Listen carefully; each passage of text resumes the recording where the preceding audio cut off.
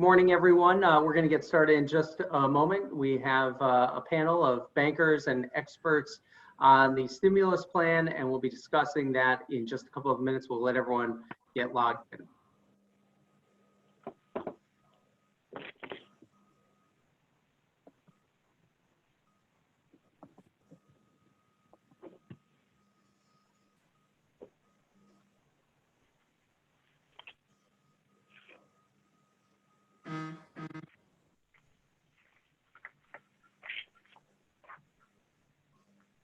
All right, thank you everyone for joining us. My name is Garrett Sheehan. I'm President and CEO of the Greater New Haven Chamber of Commerce and Quinnipiac Chamber of Commerce. We appreciate you joining us for this webinar this morning. We have a great panel with us to start answering some of your questions about the stimulus plan. I'm joined by James Barger, Market President for Connecticut and Massachusetts for KeyBank, Jeff Klaus, Market President for Connecticut for Webster Bank, and Brian Kerrigan, Advisory partner with Whittlesey. Thank you all for joining us. And the format we're going to use today is we're going to talk with each of our panelists, but then we really want to open it up to your questions. So you can use the chat and also the Q&A box to post those. I'll then read those off to our panel, and we'll try to get as many of those questions answered as we can today. If there's for some reason something that we can't answer, we'll follow up with you on that and try to get you some resolution. So with that, let me open it up to our panel. And I'll start with Jim Barger with KeyBank. Jim, thanks for joining us this morning. We were just talking a huge effort underway at Key to get these loans through the portal and get money out to businesses that need it. Yeah, thank you, Garrett. I'm very pleased to be on this call today. You know, at Key, I think we're animated by the philosophy that is driven by, you know, the financial crisis of 2008 and 2009. In that crisis, banks were one of the problems. In this crisis, banks aren't a problem. We view ourselves as one of the solutions. So we've been leveraging every tool that we have to support our customers to try to help them get through this difficult period. You know, we're going to talk specifically a lot today about the Paycheck Protection Program of the SBA. Everybody's very interested in that. You know, we'll talk about that in more detail, but Key has decked all kinds of, huge amount of resources against being able to process these applications and fund these loans for our clients. We started doing that on Friday, April 3rd, when the SBA's application was available. We have our access to our program is via a portal on KeyNet. And we've been refining that since it started on Friday. You know, some technical hiccups, which we've been working on. It was definitely a working weekend. All weekend long, we were communicating with clients that were working to get their applications in through our portal. And we're still doing that today. I saw that as of this morning, KeyBank has successfulully submitted 25,000 PPP loan applications to the SBA on behalf of our clients, totaling $7 billion. And there's a backlog too that we continue to work on. So we're definitely in the thick of it. It's very important to our clients, and we are doing everything we can to facilitate that effort. Great, thanks, Jim. Jeff, I should mention, is also chair of the board of the chamber, and appreciate Jeff's leadership as we've ourselves worked through this. But Jeff, as Jim was just saying, I know it's been a lot of details for the federal government to push out and all of a sudden turn around the banks to start to process those loans. Well, first of all, Garrett, I'm glad you made full disclosure about my role with the chamber, so it won't be surprised to anyone when I give you kudos for all of the communication that the New Haven Chamber has really established in the last 2 weeks. You've been a leader in terms of disseminating critical information webinars with key government folks and business folks. So continue to do a great job. As a customer, we're grateful to you to your service. We are, this is really unprecedented. I think that's an understatement. And we are, Jim and I were talking before we came online. This really is, feeling our way a little bit in the dark. And 2 weeks from now, the landscape will have changed even from today in terms of the PPP program, obviously the COVID situation, and the banks are trying to do their best and trying to be a smooth, efficient conduit for what the Treasury Department is doing, which really is to throw as much water on an potential economic fire as it possibly can. The PPP program is supposed to cover payroll, rent, mortgage interest, and utilities. And those are the qualified areas of expenses that businesses are being asked to think about. This is truly about maintaining employment and trying to keep the economy alive during what really is a national shutdown. We are also, Webster is a regional bank, a little smaller than Key. As of this morning, we were up to about 5,000 applications, $3 billion in loans. We went live on Friday, as did KeyBank. There are a variety of responses to the challenge that SBA has put forth to us. And, some banks went live on Friday, early on Friday. Some banks wanted to make sure that their systems were as robust as possible, and we wanted to expedite going online as fast as we could, but we also wanted to test our systems for Friday for 10 to 15 times the amount of volume that we would typically get on a given day. And then some banks have actually punted to this week. I would say that, every bank is in a different situation, and everyone's responding in the way that they think their systems can withstand.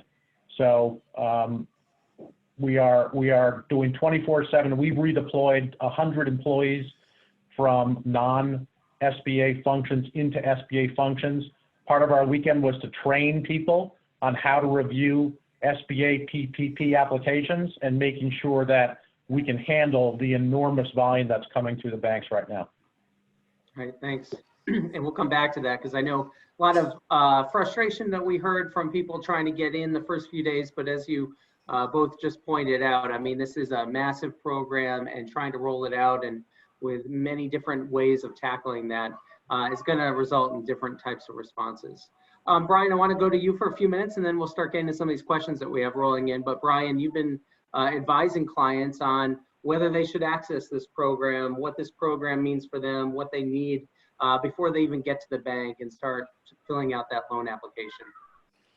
Yeah, so we started probably a week and a half ago, maybe shorter than that, but it seems at least about a week and a half, by reviewing the legislation, because we really knew that we were going to have to help clients survive the short term, adapt to the new market realities, and then hopefully again thrive, 6 months to a year down the road. So the first thing that we needed to do was we really needed to help stabilize clients. And one of the ways that we identified to stabilize clients is the Payroll Protection Program. We felt like that was the best program available for the business community, because it gave you the ability to get a forgivable loan that you could use on payroll, rent, utilities, and mortgage interest on other debts. So I think the PPP is really part of a coordinated response to help our clients deal with these unprecedented times. And,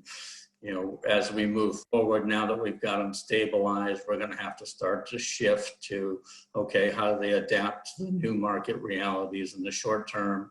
And how do they hopefully identify opportunities out of this over the long term to reposition themselves as strong companies again? All right. Brian, maybe let me start with you just about the Paycheck Protection Program. For eligible organizations, and so those are going to be small businesses under 501c3s, I also believe 501c4s, but you can correct me on that. It seems like almost a no-brainer that they should apply, but are there reasons why people should not want to access this program? I see no reason why you shouldn't apply. I think the one issue that I've had come up with clients is they say, well, I can bring these people back, but I don't have any work for them. And, you know, do I really want to do that?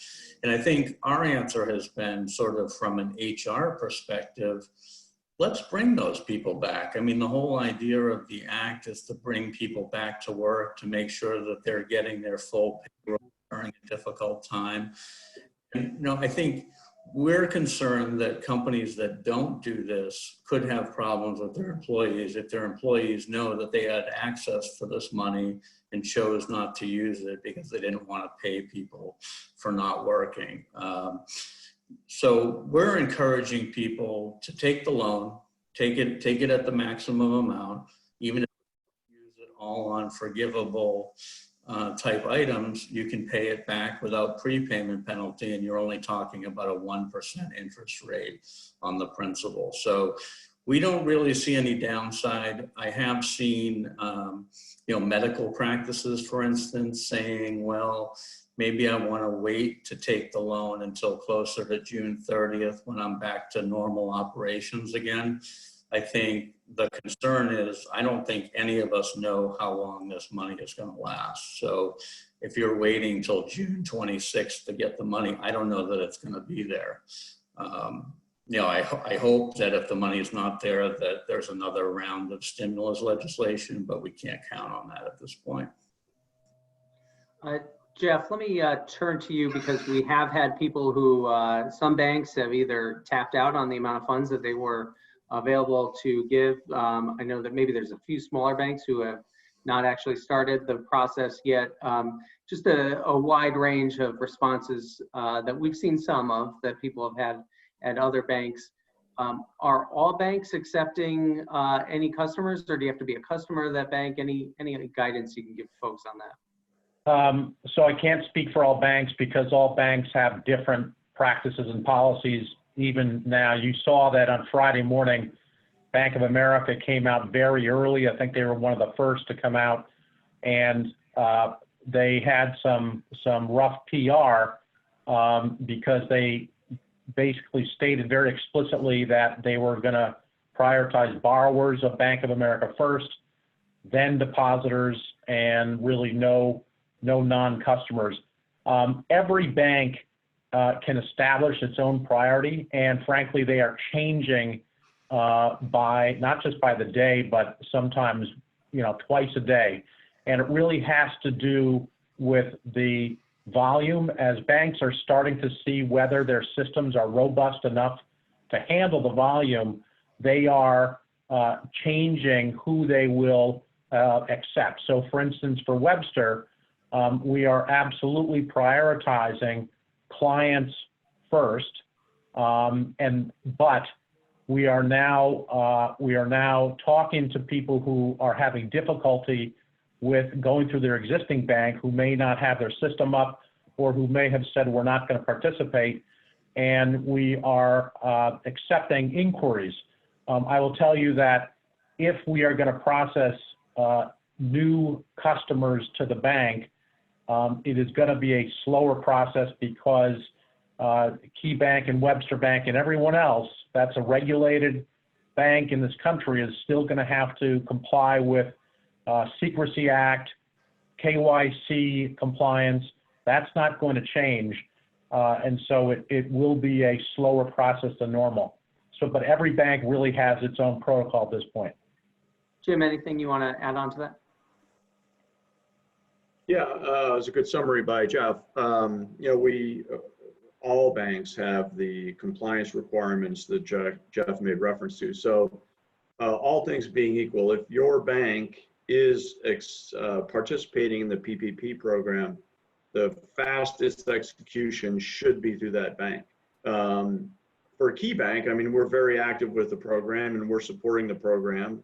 So we're starting to get a lot of inquiries from clients of banks. You've seen them, that it's been public, that have said they will not support the program. You know, we're similar to Webster, we're focused on clients first, but there's such a number of companies that don't have access to the program because their bank is not participating that we're getting all these calls. And the way we're addressing the KYC, the know your customer, the BSA issues, the beneficial ownership issues that Jeff made reference to is we require a non-customer coming to Key to access the PPP program to open an account with us first, a checking account. So if you open a checking account, one of the requirements for that is to go through all of that due diligence process. And once that account is open and there's an account number assigned, we know that all of that due diligence has been completed, and then we can complete with accepting an application from the company. But it's really it's gotten down to an operational issue now. It's all about what can your systems hold up, how fast can we process these. I think early on there was a little bit of an assumption that you know, the banks would be indemnified a little bit more from issues of the accurateness of the amounts and eligibility and things like that on our customers' applications. But apparently we've come to the realization that there will be, you know, we will be held responsible for that somewhat in the eyes of the SBA. So we're putting in more processing now than we originally thought. So we're similar to Jeff and Webster, a lot of people at Key that have other functions are being shifted to supporting the PPP because it is clearly the most important thing for our customers right now. So, you know, it's a throughput issue. There's heavy demand. We're rechanneling resources to processing the PPP. So far, our systems have mostly held up. Some customers have been frustrated because they'll be in the application filing and trying to upload information to us, and the system gets very slow. And we understand that. It's unfortunate. It's just due to the demand. So, you know, each day that passes, we hear less and less difficulties with the application process because we've fixed things along. We've been able to give better advice to our customers because we've learned more. And I think the rush, the huge volume of applications has gone down a bit. So the volume level isn't as bad as it used to be. But it's definitely getting the focus like a laser beam on this to get resources where they need to be. Jim, I've heard that, well, definitely the SBA programs have not usually been geared towards nonprofits. So any particular issues when a nonprofit comes to you and is trying to apply? I know, for instance, I've heard from one of the KeyBank representatives, you know, that the application does have owner on there, and that was something from the SBA. So you have to just put down the executive director at this point. But any other issues for nonprofits? Well, it's different. It's not traditionally been supported by the SBA, but it's clearly part of this program. It's explicitly stated that 501c3s are eligible to apply for the PPP. You know, so we're supporting it, and of course they are supporting it. The issue you made with the application requires owners to be listed on right there. And naturally, there are not individuals that own not-for-profits. So, you know, the guidance we've been giving our not-for-profit clients that are applying is put the applicant down on the ownership page as 100% owner, and then submit an addendum that says, you know, this is a not-for-profit, you know, and then they have their, you know, their corporation documents and all that attached. So in order to get it through the system, because the application is very inflexible, the guidance is, you know, put the applicant, usually the executive director, down 100% owner, and then include an attachment that specifies the actual situation. And through that way, we've been able to process their applications. And get back to Brian in a moment, but Jeff, there's a tiered approach here, and I know for the independent contractors, they actually cannot apply till April 10th, and I assume that's when Webster, other banks will start taking those in. Yeah, yep. We're going to be, essentially SBA, even this morning, I understand, is refining its guidelines. This is, as I can't emphasize enough, this is a moving target.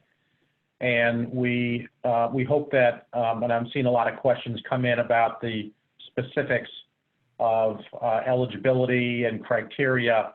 And, Jim and I are going to be happy to punt a lot of those technical questions to people like Brian, and also your lawyers. I would advise everyone who has questions about eligibility, if they're a sole proprietor, if they're a contractor, if they're a 501c6, if they have any questions about their individual eligibility, it's really critical that you consult with your attorney primarily, and maybe secondly, your CPA or auditor. The banks are being advised and counseled by the SBA to not wade into a lot of technical advice about eligibility. We can talk about process. We can talk to you about the volumes that we're seeing. We can tell you about the guidance that we're getting from SBA. We can tell you anecdotally what we are seeing in the market.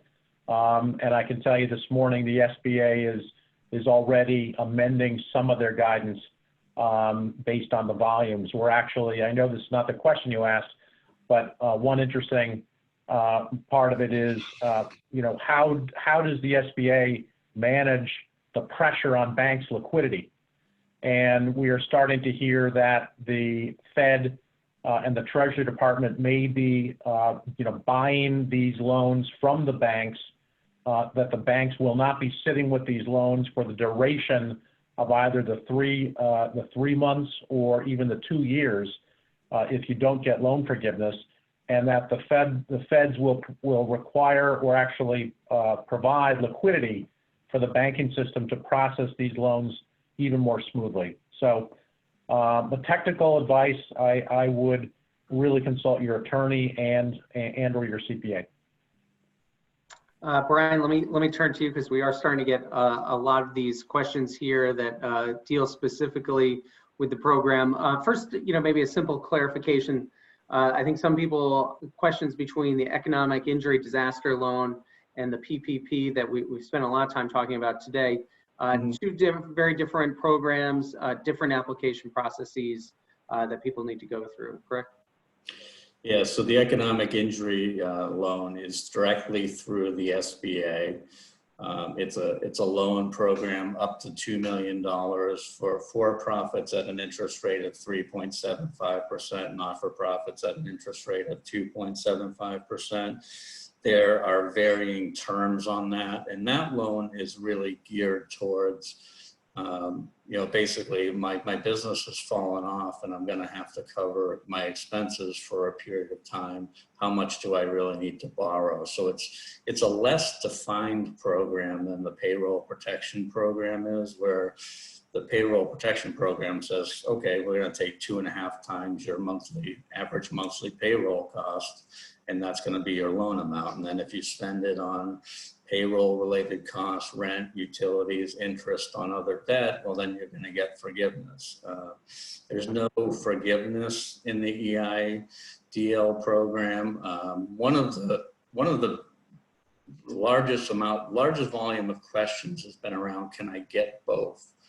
My understanding is if you get an EIDL, if you've already gotten it, then you need to roll that into a PPP type loan. So I do not believe that you can have both. I have not seen anything conclusive on that, but that's my estimation at this point.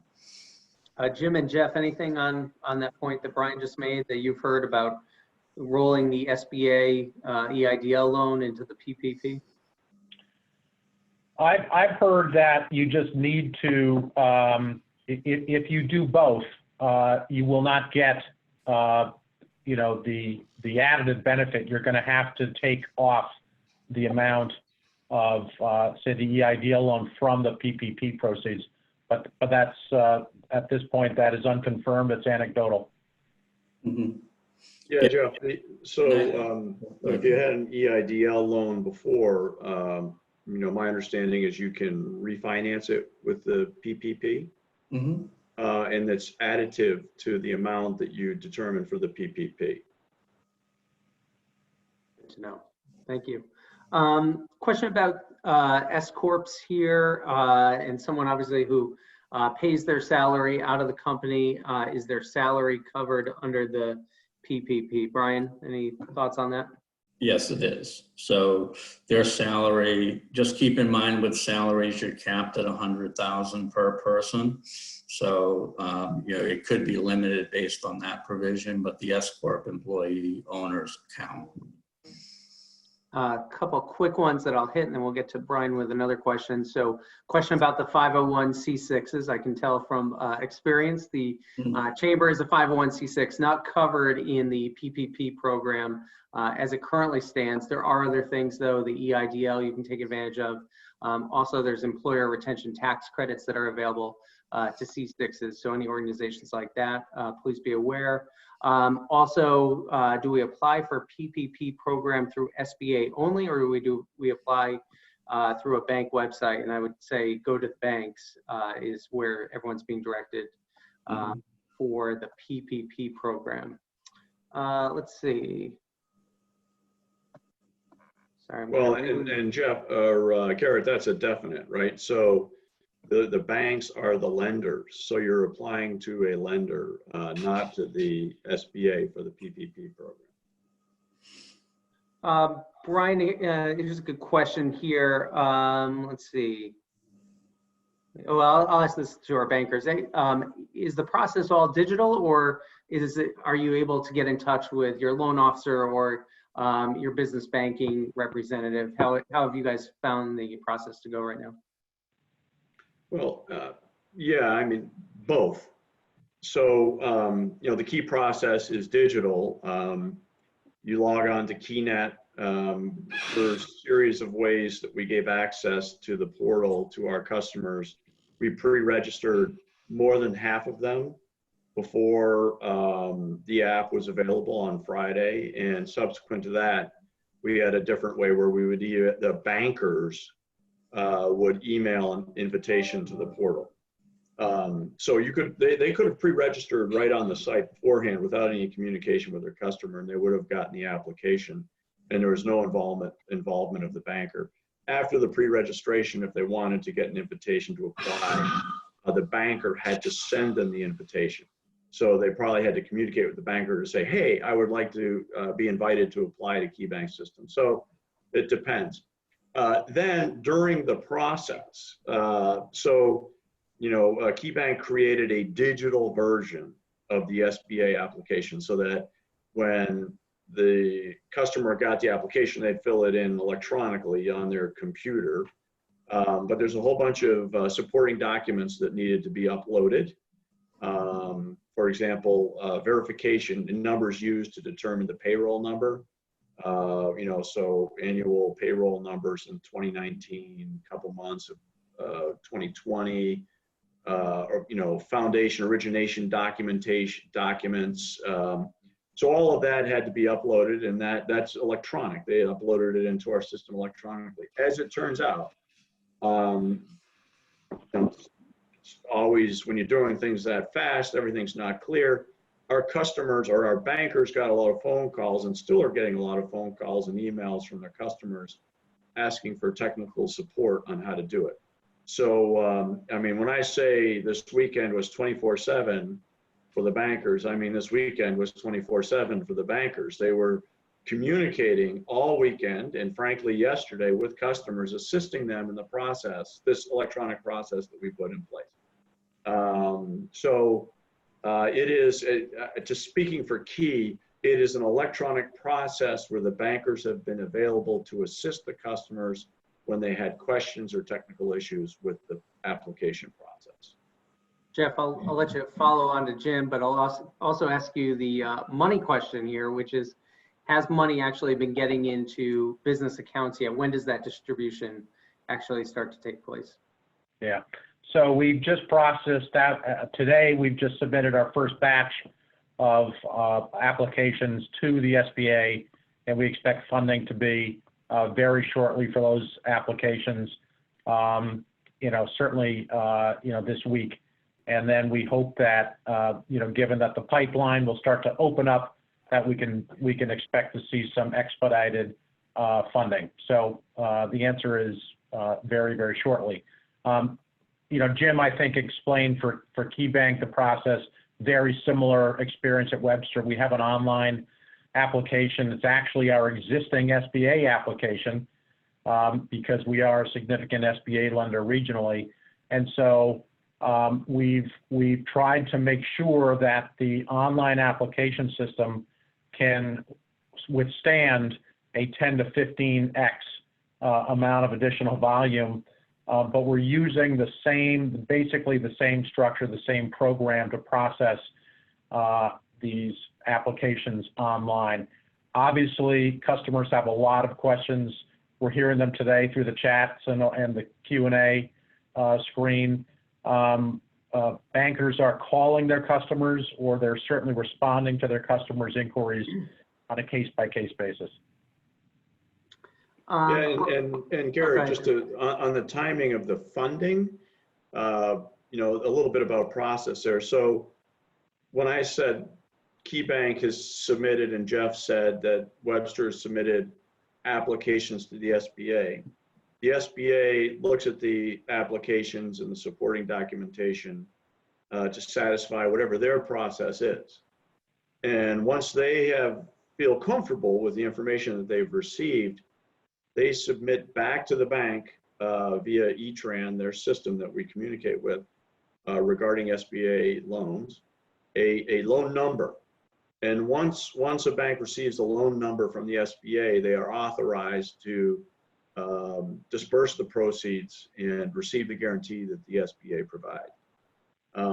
So then we get the loan number from the SBA. Then the loan is documented and executed between the bank and the borrower.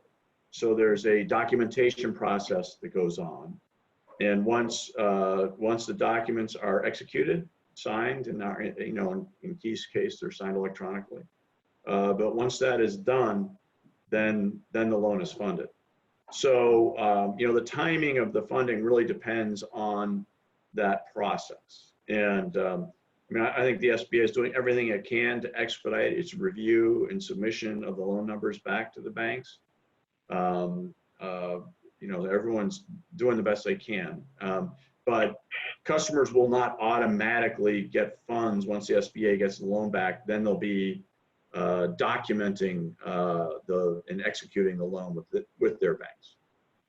Thanks. That was a really good explanation. Brian, just a question of clarification for folks. What is the difference between who could apply right now and who can begin making those applications on the 10th for the Paycheck Protection Program?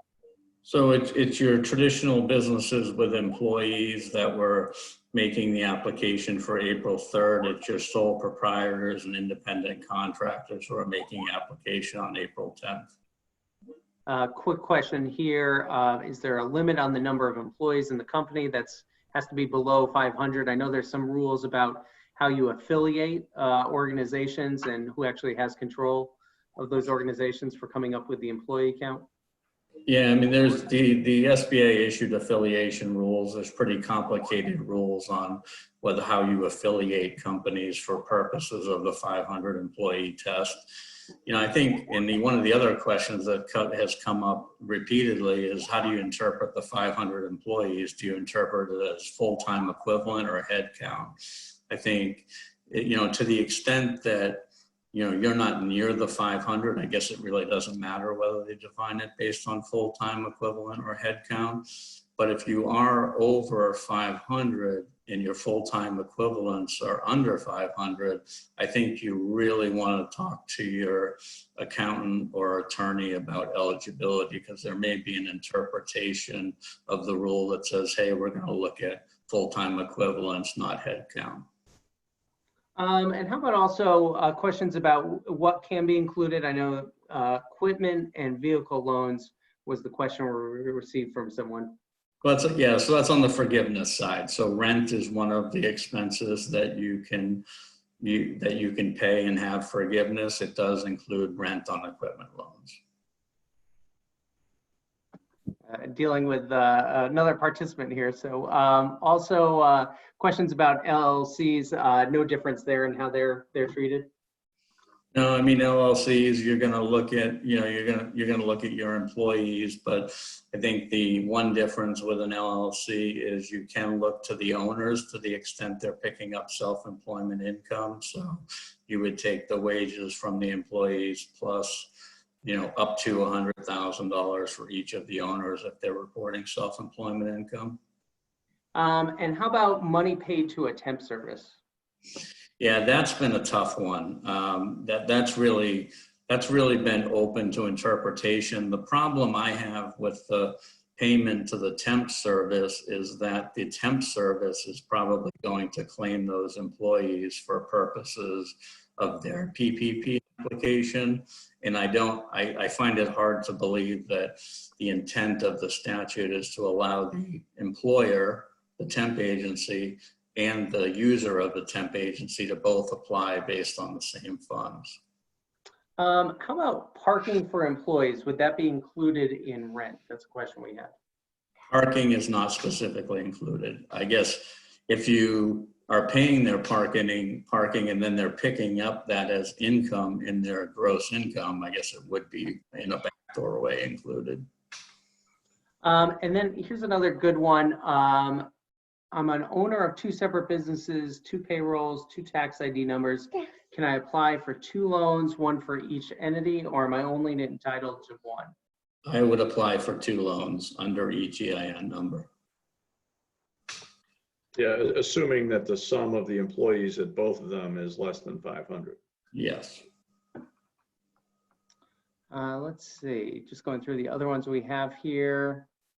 And Jim, you just walked through the process, but again, another one about we submitted on Saturday morning. When should we expect to hear something? Well, again, that's hard to say because this process is new, and we're not sure exactly what process requirements the SBA is applying internally. So I don't know. I think it's their intent to get it out as soon as possible. Jeff, have you gotten guidance from SBA on timing of receiving loan numbers back? As I said, I think we're actually having dialogue just this morning. As you mentioned the E-Tran process. That's exactly where we are right now, Jim. So I wish we had more clarity, but not at the moment. Brian, another question here. Assume my loan is approved today. If forgiveness is only over 8 weeks from loan approval. If Connecticut won't let me open my business until June 1, do I lose any chance at forgiveness? I think what I heard you say before is, even if the employees can't work and you bring them back, that is accomplishing the goal here. That is accomplishing the goal. So I think, even if June 1st is your target date, you're going to need those employees at some point, and there's a program that allows you to get this money and to use it on payroll over the next 8 weeks and have it forgiven. We're recommending that clients take advantage of it even if they have no work, because we're hoping that the employees will all return when things hopefully come back to somewhat normal again. Yeah, and there's been several questions about that. You can still pay them even if they're not going to be in your office and they're self-isolating, they can't work. You can still make those payments to them. That counts to the system. You can, and I guess in some ways you may have to be creative. I mean, there's some things that you can't do out of the office. I mean, medical practices can't see patients out of the office.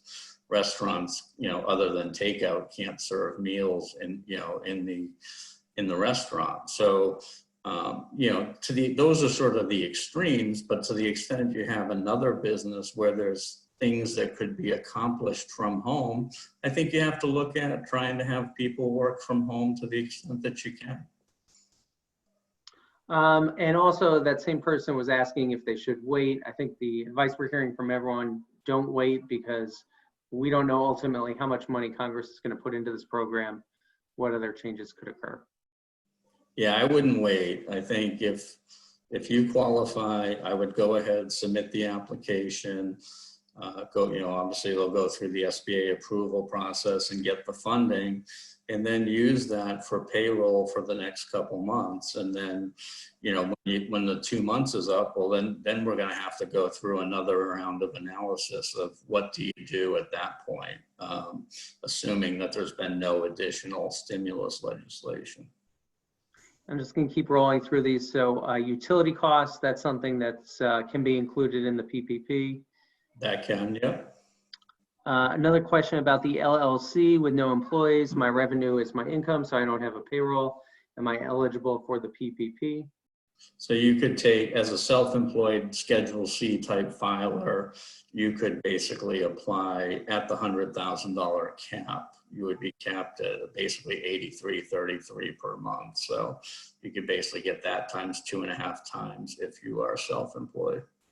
And then again, more questions about gig workers, gig economy. That's the April 10th date when they can apply to the banks themselves. Yeah, one of the big issues, if you read the statute, originally we thought the payroll costs were going to include the independent contractors related to the core business, but subsequent SBA guidance has made it clear that they should apply on their own on April 10th. This is getting back again to that date of when the loan starts. Someone was asking about the actual loan origination date. If even after they've applied, if they have any control over that, if they're looking into June and maybe even July and don't see the business getting really up and going again, what ability do they have to delay that period, even if they do put in the application? I would probably defer to the two bankers. I'm not aware of anything that says you can defer funding on this. So to the extent that you go through the process, I think you have to accept funding when it's ready. I haven't seen anything on that. Yeah, and it would be our intention to execute the loans as quickly as possible. I haven't heard of a client asking to delay the funding. I have had clients ask, should I, I think related to an earlier question, should I delay applying for the loan, closer to June 30th when it's more likely that things are going to be somewhat back to normal. I think the danger in that is I just don't know whether the funds are going to be there.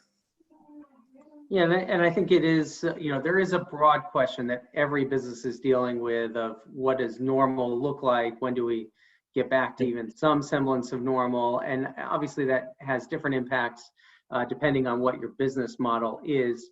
The answer I think that we all can provide is, we just don't know. I understand that's part of your planning process as you're getting that. But again, with this, it does seem like there could be some urgency to make sure you get into those funds. It's possible the longer we go into this that there may be other stimulus packages or programs or relief funds that come out. You don't want to bet on that, but just know that this one could run out of money at some point. Yeah, and I think one of the things that we're doing with clients is say, okay, if you get the PPP, that really covers your payroll for a couple months. So that's obviously a significant expense for the business. But then once you get through that 2-month period, we have to be able to make our best attempt at forecasting how quickly demand is going to return. Because, for some businesses, normal, which I don't even know what normal means anymore after having gone through this, we don't know when normal demand is going to return in some industries. And there'll need to be some planning that's done around that to sort of stress test some of the forecasts. A few questions around unemployment. I'll try to summarize these here. So first, until the PPP loan is approved, your employees, if they've been let go, should definitely apply for unemployment. You don't want to delay that. But also then, and I think it's a simple question too, once you do get them on PPP, they cannot still collect unemployment if they've been brought back in. Well, you're going to bring them back to work, and in 90% of the cases, they're going to do better getting their full salary than than getting the unemployment. Another question about EIDL, previously applied. Do I refile on April 10th? So this would likely be someone who is 1099 in that category. No, you don't. You do want to apply for the PPP separately, and then there will be a process where those two get married together, so you're not essentially double dipping on the grant benefit. But any other clarification on that? Yeah, I mean, I think the EIDL is through the SBA, so that's a separate application process than the PPP program. Had a few questions about if someone has a felony, if they can apply. I know there are other restrictions about certain types of businesses that are prohibited, maybe to the bankers, any other restrictions or restrictions that people should know about types of businesses that can apply?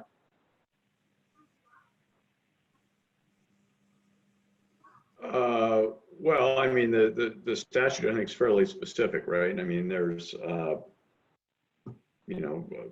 companies that are indicated in the SBA statute are the ones that can apply. Now, banks have their own, banks don't have to make loans just because a company submitted a PPP application, and each bank has its own industry favors. I mean, not favored, but some banks have restrictions on some industries.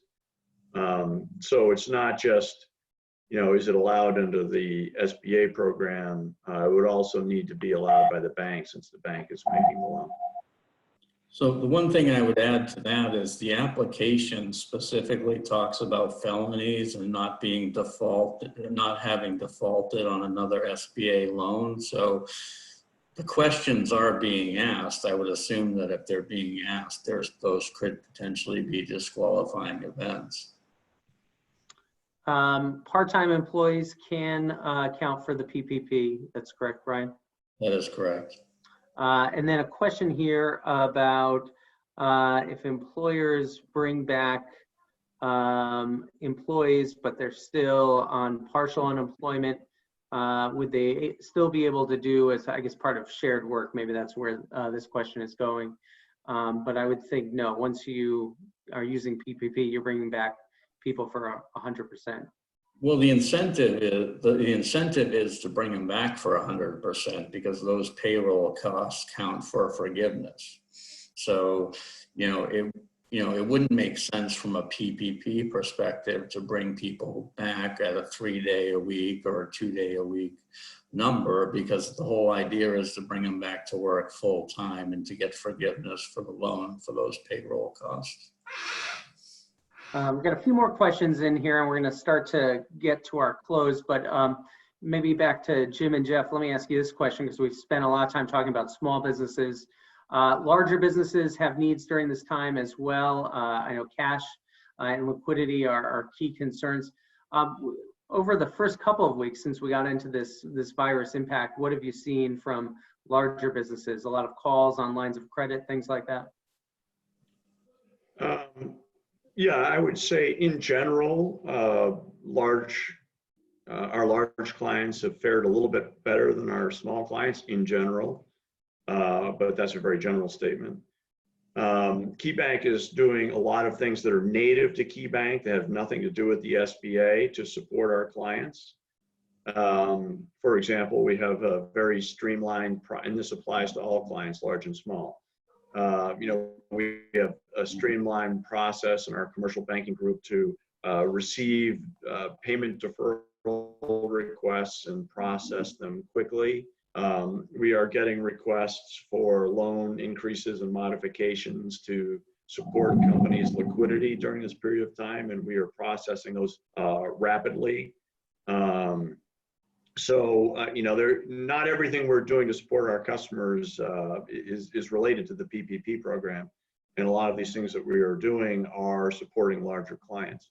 The SBA, the CARES Act, included $500 billion for a program to be implemented through the Treasury that is intended for customers that have 500, companies that have 500 to 10,000 employees. Not sure exactly how that's going to be rolled out and executed, and how the banks can support our clients regarding that program. But there's more to come on that. And that is an SBA program as part of the CARES Act, or not SBA, Treasury Department, as part of the CARES Act. We'll be hearing more about that. So in general, we're supporting all of our clients. Larger clients so far have been just kind of support that's been native to KeyBank. And I would say similarly, a lot of what Jim just talked about that KeyBank is doing for its clients, Webster has similar protocols in place. We're responding quickly and hopefully efficiently to requests for extensions of principal or sometimes interest. So we have a whole process set up around that, which is a special process that we've established since the COVID crisis has emerged. We are prioritizing companies based on need. So obviously, if you had a company that was for some reason tight coming into the COVID crisis, we want to make sure that that you don't yourself have a liquidity crisis. And so we're trying to ascertain what the impact is. What is the near-term impact? So I guess the advice I would give to company owners, large and small, if you are approaching your bank outside of the PPP process, which is fairly scripted, is have a sense of your own liquidity today, have a sense of the impact that COVID has on your company. Have you had people sick in your plant such that you need to shut down for a period of time? Do you have supply chain issues? Do you have markets? Are you a restaurateur or a hotelier? All of these things I think you want to think about and maybe even summarize in a written narrative if you plan to approach your bank for some kind of relief or additional support. Brian, another question here, and I know if companies already made a decision to let employees go, may seem a little bit daunting about bringing them back. How long are you, if things do not improve, how long are you locked in to then keeping those employees on the payroll again once you brought them back? I guess technically you're not locked in, but really the incentive is to bring them back for the 8-week period and to pay them their full salary so that you get the loan forgiveness. So, I mean, you really want to maximize that loan forgiveness, effectively have the government subsidizing your payroll for 2 months. I think that's good business. I think it's good HR to do that.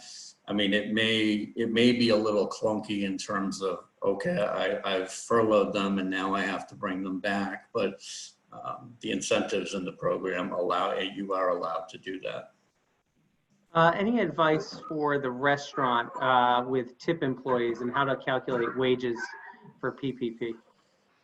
Wages would include tips. It would include reportable tips. So, one of the interesting things about the legislation is originally they said you had to look at the payroll for the period from 1 year prior to the origination date of the loan. They changed that to 2019. So assuming that tip income is in their gross income, it would be included.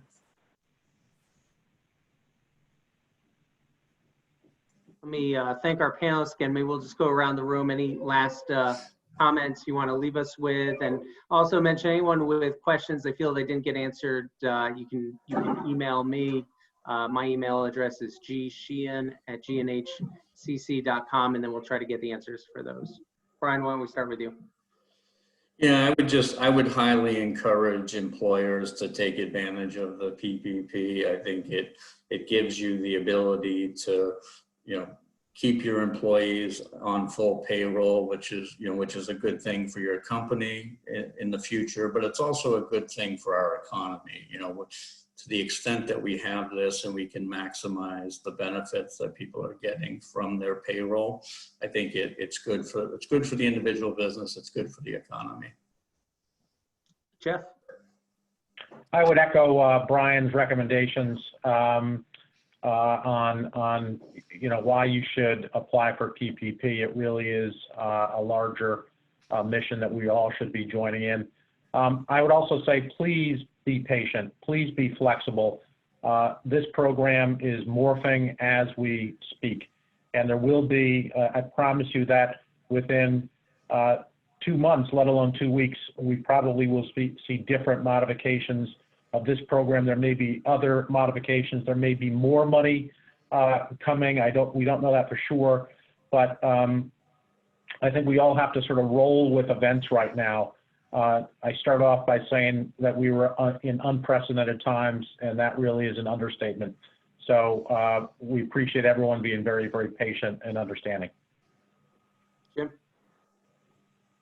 Yeah, I would reiterate Jeff's point about, patience. When the application became available Friday and we started receiving applications, the volume was massive, and the new process. So some of our customers got frustrated, and we heard it from them, and we've been working through it to the best of our ability, and the process is getting better. We're getting better. But there's more to the process before we get to funding of accounts. That's the next wave. So, once we submit the number, the apps and the supporting information to the SBA, they have their own process they go through before they submit us the loan number on E-Tran. And then there's the process of documenting the loans and getting them into the accounts. So, it's a process. It's occurring at massive volumes. And when we say massive volumes, I mean, the loan numbers are big, but the number of loans, the size per loans are not. So there's just a huge amount of work because the number of applications and loan requests is so huge, and it's never been done before. The $349 billion is about 15 times the SBA's average annual volume. Everyone's working as hard as they can. I understand that companies need the money now. All I can say is at KeyBank, we're doing everything we can to process these applications as efficiently and effectively and quickly as we can. But there's more of the process to come. We're with you, and we'll be openly communicating and working with our clients to try to make this happen as fast as possible. I want to thank all three of our panelists for participating today. I know there's a lot more questions out there. There's still, for many of you, a lot of confusion, very difficult time with everything that's happening with your business. But I think, as you heard today, the banks, accountants, everyone is trying to do what they can, and just be patient with it, because they're going to work you through the process. They're going to get you there. You just need to be cautious. I also want to thank the three organizations that you each represent. We've heard a lot of good compliments to the Chamber about just being a business resource right now, and we would not be able to do that without the support of your businesses and many others in the community. So thank you. Thank you again to everyone who joined us. We'll have another webinar tomorrow morning on how you start to adjust your marketing in this new economy and new age that we're in right now. Some things and tools that you can use to adjust your business. And thanks again. I hope everyone has a great day. Please email me any questions that you have that were not answered. I think my time is up here. So thanks again, everyone. Have a great day. Thanks, Garrett. Thanks, Garrett.